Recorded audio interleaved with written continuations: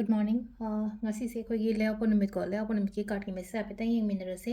leba popo numit number ko number se aham bada number 69 dare aduga color dana red color gumba kai gumba dumana shina bibe ko aduga amana chak thong badana any kind of haitara ko red color gi chaba yaba beetroot khamina sinba gumba kai machet ama haitara ko maming gi oina koina chengsu matamda happy ba haitara adu dumaga tobibe layout numit se ko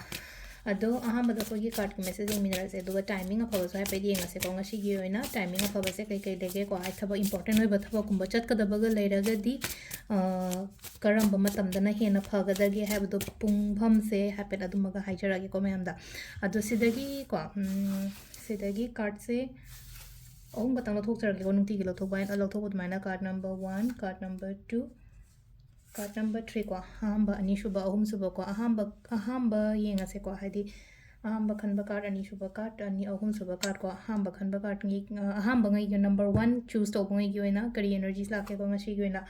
number 1 se ko devil line la ko devil hai na la aga de makatang negative oiba ko numit se ta negative meaning chen ba ko chen ba ma lai na ko yamna kalak pa ingonda adum ba gumba lai pado oina oi ko aduka amana amuk lai na ko yingchen ba ko chen ba katangi wa suna tabi da ko amasu lai na ko ingonda phatte hai na khan ba pot gumba lai raga de ko ha sum si je phatte di khanga ina hanjan hanjan sum taw lai ba pot gumba lai raga di adu du thadok pu ko number 2 khan bangai gi ni ngase ko number 2 khan bangai gi oina silai se ko ai kainom chat ke kainom tauge kainom hoge kain khalaga di chat pi yo du gi poto hobiyo ki gano kem ta dum leina ko adum e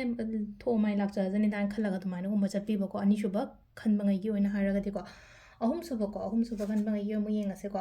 ahum suba se positive oi ko yamna positivity ama ga loin la ko hadin the sun la ko hadi numit se phai ko numit se la ko matam se da hadi success kumba oi ba chatlu ba thabak tawlu ba thabak ta mangol oi ba admaina gumba oi ko tawru khuding makta mangol oi ba ha ba to ma ko amain tawraga la e ko hadi problem se ramaga do problem sing do loina chat ke ba mang ki ba oina oi ba ha tar ko numit ki maisha se da